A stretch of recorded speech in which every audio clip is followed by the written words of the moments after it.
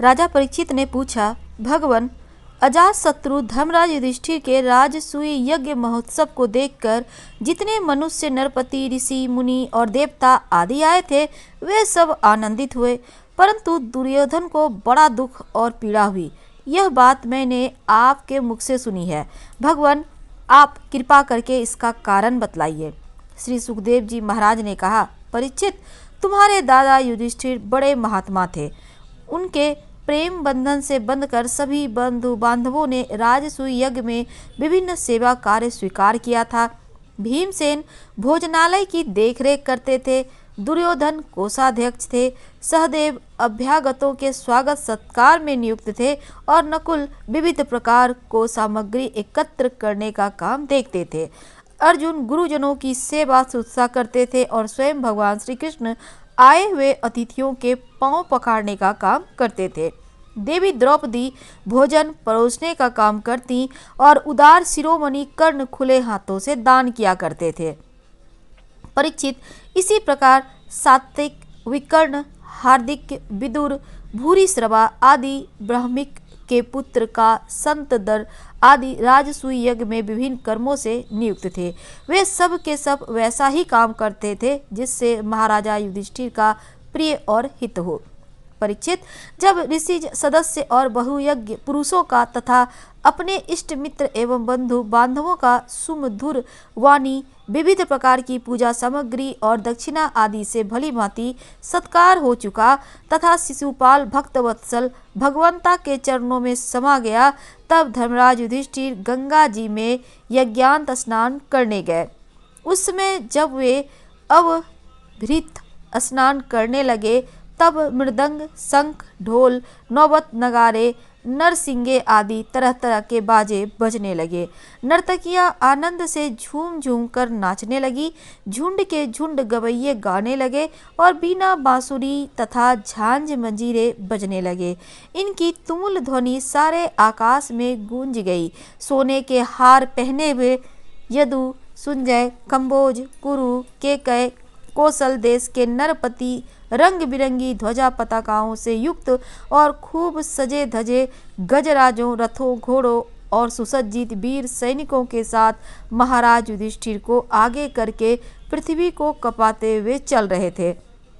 यज्ञ के सदस्य ऋत्विज और बहुत से श्रेष्ठ ब्राह्मण वेद मंत्रों का ऊंचे स्वर से उच्चारण करते हुए चले। देवता, ऋषि, पितर, गंधर्व आकाश से पुष्पों की वर्षा करते हुए उनकी स्तुति करने लगे। इंद्रप्रस्थ के नर नारी इत्र फुलेल, फूलों के हार, रंग बिरंगे वस्त्र और बहुमूल्य व आभूषणों से सज धज कर एक दूसरे पर जल, तेल, दूध, मक्खन आदि रस डालकर भिगो देते, एक दूसरे के शरीर में लगा देते और इस प्रकार क्रीड़ा करते हुए चलने लगे। वरांगनाएं पुरुषों को तेल, गोरस, सुगंधी जल, हल्दी और गाढ़ी केसर मल देती और पुरुष भी उन्हें उन्हीं वस्तुओं से सराबोर कर देते। उस समय इस उत्सव को देखने के लिए जैसे उत्तम उत्तम विमानों पर चढ़कर आकाश में बहुत सी देवियां आई थी, वैसे ही सैनिकों के द्वारा सुरक्षित इंद्रप्रस्थ की बहुत सी राज महिलाएं भी सुंदर सुंदर पालकियों पर सवार होकर आई थी। पांडवों के ममेरे भाई श्री कृष्ण और उनके सखा उन रानियों के ऊपर तरह तरह के रंग आदि डाल रहे थे। इससे रानियों के मुख लजीली मुस्कुराहट से खिल उठते थे। उनकी बड़ी शोभा होती थी। उन लोगों के रंग आदि डालने से रानियों के वस्त्र भीग गए थे। इससे उनके शरीर के अंग प्रत्यंग, जंघा, कटिभाग, वक्षस्थल कुछ कुछ दिख से रहे थे। वे भी पिचकारी और पात्रों में रंग भर भर कर अपने देवरों और उनके सखाओं पर उधेल रही थी। प्रेम भरी उत्सुकता के कारण उनकी चोटियां और जूड़ों के बंधन ढीले पड़ गए थे तथा उनमें से गुथे हुए फूल गिरते जा रहे थे। परीक्षित, उनका यह रुचिर और पवित्र विहार देखकर मलिन अंतःकरण वाले पुरुषों का चित्त चंचल हो उठा था, काम मोहित हो जाता था। चक्रवर्ती राजा युधिष्ठिर द्रौपदी आदि रानियों के साथ सुंदर घोड़ों से युक्त एवं सोने के हारों से सुसज्जित रथ पर सवार होकर ऐसे शोभायमान हो रहे थे मानो स्वयं राजसूय यज्ञ प्रयाज आदि क्रियाओं के साथ मूर्तिमान होकर प्रकट हो गया हो। ऋषि जनों ने पत्नी अनेक प्रकार यज्ञ कर्म और यज्ञांत स्नान संबंधी कर्म करवाकर द्रौपदी के साथ सम्राट युधिष्ठिर को आचमन करवाया और इसके बाद गंगा स्नान। उस समय मनुष्यों की दुंदुभियों के साथ ही देवताओं की दुंदुभियां भी बजने लगीं। बड़े बड़े देवता, ऋषि, मुनि, पितर, मनुष्य पुष्पों की वर्षा करने लगे। महाराज युधिष्ठिर के स्नान कर लेने के बाद सभी वर्णों एवं आश्रमों के लोगों ने गंगा जी खान किया, क्योंकि इस स्नान से बड़ा महापापी भी अपनी पाप राशि से तत्काल मुक्त हो जाता है। तदंतर धर्मराज युधिष्ठिर ने नई रेशमी धोती दुपट्टा धारण किया, विविध प्रकार के आभूषणों से अपने को सजा लिया, फिर ऋतु सदस्य ब्राह्मण आदि को वस्त्राभूषण देकर उनकी पूजा की। महाराज युधिष्ठिर भगत परायण थे, उन्हें सब में भगवान के ही दर्शन होते थे, इसीलिए वे भाई, बंधु, कुटुंबी, नरपति, इष्ट मित्र, हितैषी और सभी लोगों को बराबर पूजा करते थे।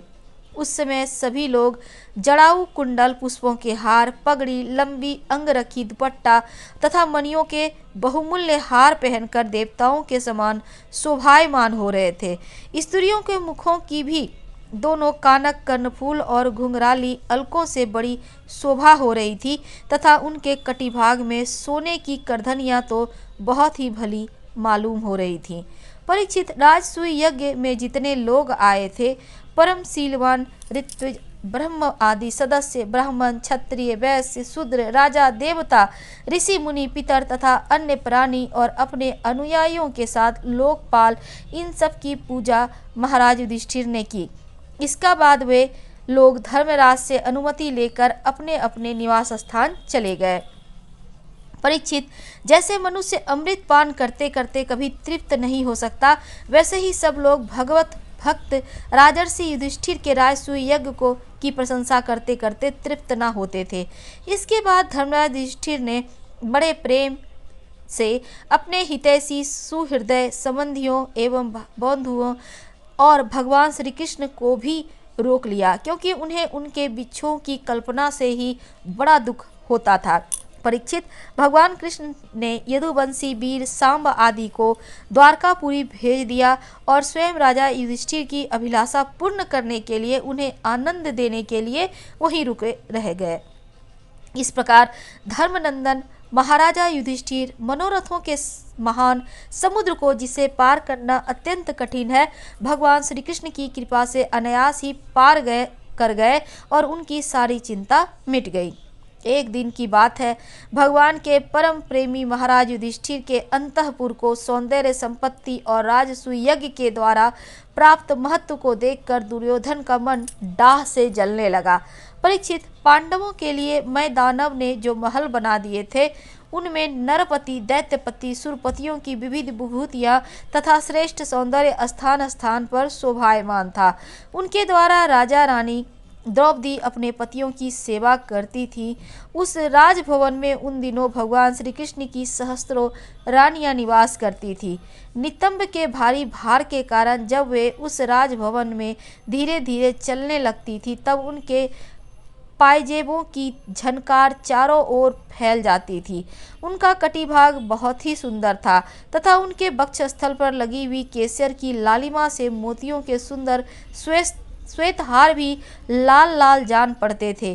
कुंडलों की और पराली अलकों को लता से उनके मूल की शोभा और भी बढ़ जाती थी। यह सब देखकर दुर्योधन के हृदय में बड़ी जलन होती थी। परीक्षित, सच पूछो तो दुर्योधन का चित्त द्रौपदी में आसक्त था और यही उसकी जलन का मुख्य कारण भी था। एक दिन राजा धीराज महाराज युधिष्ठिर अपने भाइयों, संबंधियों एवं अपने नयनों के तारे परम हितैषी भगवान श्री कृष्ण के साथ मैं दानव की बनाई सभा में स्वर्ण सिंहासन पर देवराज इंद्र के समान विराजमान थे। उनकी भोग सामग्री, उनकी राज्य लक्ष्मी ब्रह्मा जी के ऐश्वर्य के समान थी। वंदी जन उनकी स्तुति कर रहे थे। उसी समय अभिमानी दुर्योधन अपने दुशासन आदि भाइयों के साथ वहां आया और उसके सिर पर मुकुट, गले में माला, हाथ में तलवार थी। परीक्षित, वह क्रोधवश द्वारपालों और सेवकों को झिड़क रहा था।